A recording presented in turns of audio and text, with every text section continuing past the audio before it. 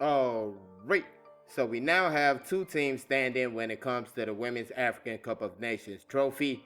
The semifinal came and went, and what we have left is a third place match which will be played tomorrow and a grand finale for the day after, of course on Saturday. Before we get into the final two matches of the Wafcon and of course the two matches that came before the semifinal matches, please make sure to like this video, subscribe to the channel.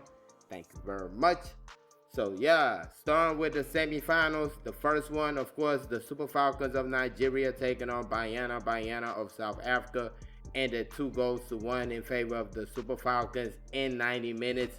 And yeah, the game started, the Super Falcons dominated to start. There was like an injury break, like 3 players went down. Osinachi Ohale being one of them, the South African goalkeeper being one of them. And it was like back to back to back. The game kind of slowed down. And then at the ending of the first half, the Super Falcons get that goal really out of nowhere. Folashade Jamilusi putting in, I don't know what she was doing, a cross, a shot. Either way it goes, the South African player had her hand in an unnatural position, touched the ball. And like I said on the highlights, you could see it in her face once she touched that ball that she knew, hey, I gave away a penalty. And Rashida Tajibade steps up for the Super Falcons, gets the ball into the back of the net. Then we move into halftime. Second half comes up. I felt like South Africa did much better to start the second half. They were asking more questions. They were actually trying to attack and not just basically taking a beating. That's what they were doing in the first half. The Super Falcons were just having one-way traffic. Let's go back a little bit. It really should have been like 2-3-0 early in the first half. We had a number of good chances that we couldn't put away. So that's really what kept South Africa in the game, along with the game kind of stalling out. Like I said, second half, they came out much better, played a much better game, got the penalty. Really was just a silly foul given away. Not too much you can really say about that. Osinachi Ohale, a really dependable defender, and just one of the few mistakes that she's made in her career. Real few. You don't really hear about Osinachi Ohale making a mistake like that. That's why when it first happened, everybody was sure it wasn't a penalty until we saw the replay, and you're like, kind of got your hands caught in a cookie jar there. But South Africa get the goal, 1-1 the score. Of course, the horrible situation, the injury, Salgado, by the way, wishing her the quickest of recoveries. And by the way, shout out to the Super Falcons for making sure they went to the hospital to visit her. Real class act from the team right there. That, in my opinion, took both teams out the game a little bit, especially South Africa. So I felt like that kind of hit them hard. Then Super Falcons get the ball into the back of the net. Michelle Loze, was it a cross? Was it a shot? She doesn't care. We don't care. The ball goes into the back of the net. That's all that matters. And we just had to get up out of there. 2-1, the final score. Super Falcons on to the finals. Like I said, just a match of up and downs. But Super Falcons found a way to get the job done. Then you get the next one, Morocco taking on Ghana. This one was a little bit drier in my opinion. Ghana did take the lead. You could see that Morocco, you could see it in Morocco, the players' faces. They were punched in the face. They were punch drunk for a second. It was like they couldn't believe what happened when Ghana got that ball into the back of the net. A nice ball put in the box, player rises up, heads it, hits the woodwork. A teammate right there on the spot for the rebound, puts it into the back of the net. And you're thinking, hey, can Ghana hold this on? Can Ghana hold up all the way to at least the ending of 90 minutes? No, they couldn't. They held it all the way to the 55th minute. That was when Morocco got their goal back, made it 1-1. The game was tough. A lot of fouls that weren't called. It was the same referee that had our first game against Tunisia, and you know she's just all about not caring about how tough a foul is. A lot of fouls, but it really could have been more. You look at the numbers. when I just 23-18. It could have been more. It really could have been more. There was a number of fouls overlooked in that game. But yeah, and it's crazy that Morocco had more fouls when it looked like Ghana was just kicking away at times.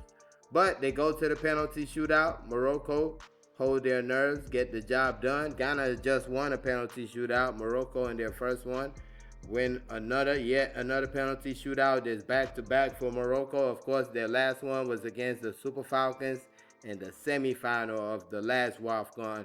And one thing about Morocco is that from what I've seen, they've been punched in the face, but they've got back.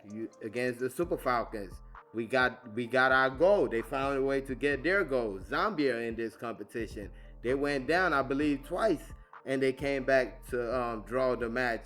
And just like this one right here, they just found a way at the end of the day. The only one you could say that they were just whitewashed was South Africa in the Wafcon final, but outside of that, I feel like that's something they can really hang their hat on right there, is that they are really ready to come back. They're not just going to keep their head down and feel sad for themselves. They're always going to try to find a way back in the game.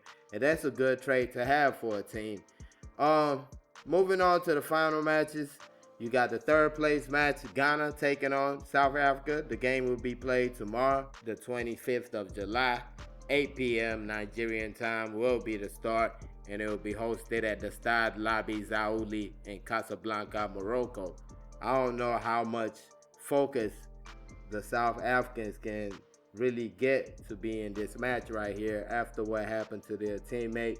Hopefully, they try to dedicate the game to her and go out there and give their best, but it's going to be real tough. It's going to be real tough because you could see it in their faces. They were distraught after that moment. I feel like Ghana is a team that would really, really relish this opportunity right here, trying to pick up that third place. That would be something real nice for their program. You've seen them on the up with coaching and things like that. So I think this will be something as, a motivation if they can pick this up, and looking forward to the next edition. I think they'll really go out trying to win this one. So I think at the end I give it to Ghana. I think they'll pull it off, but South Africa is a solid side. If they come out playing their best, they're going to win the game. I think it's pretty that simple, but I'm not too sure about this one right here. I just think Ghana will be more motivated for this one, and they'll take the day at the end of the day. Oh, my bad. But yeah, the final match, Super Falcons of Nigeria taking on Morocco. The rematch of the last semifinal, the last Wafcon semifinal. Of course, that went to penalty shootout, and Morocco came out on top. Super Falcons had 2 red cards in that game. Halimatu Ayinde, Rashida Tajibade, the 2 players who were sent off. They'll be available for the team in this matchup right here. So the game will be played on Saturday, this Saturday, the 26th of July. 9 p.m. Nigerian time will be the start, and it will be hosted in the Olympic Stadium in Rabat. So the Super Falcons, Morocco, I feel like this is going to be a real good matchup. I feel both teams have done their thing to make it to this stage of the competition, and they're not just going to roll over easily for either side. I think the Super Falcons do have the edge in quality, but Morocco do have quality. It's not like they don't have quality. They have the home crowd in their back pocket. So it's going to be a tough one right here. I do feel the Super Falcons at the end of the day exact their revenge and get the win, lift the trophy, La Decima, Mission X, whatever you want to call it. I think they get that done in this game right here. Now, I'm definitely not saying it's impossible for Morocco to get a result. I feel like they do have some good players. You have to admit that they got the result the last time around they faced the Super Falcons. No matter how you want to sum it up, they got the result. They won the penalty shootout, so they do have that edge coming in this one. And I do feel like that could mentally open up the door for Morocco, because if the game is close later on in it, you could be really thinking about the penalty shootout instead of focusing on what's going on. And that could lead to a mental lapse or something. So I do feel like that could play a part. This is a team that does have a chance. I feel like they have a chance going into this matchup. Even though I am with the Super Falcons, I believe the Super Falcons get the job done. They've been on a mission from start, and I just don't see the Super Falcons making it this far to lose in the final. As a matter of fact, I don't think they've ever lost in the final. And I don't think this will be the first. But let me know your thoughts in the comment section.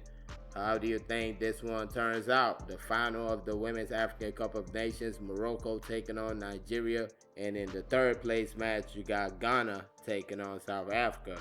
Let me know your thoughts on those two games right there, your predictions, all that good stuff. Please don't forget to like this video. Thank y'all for watching. Peace.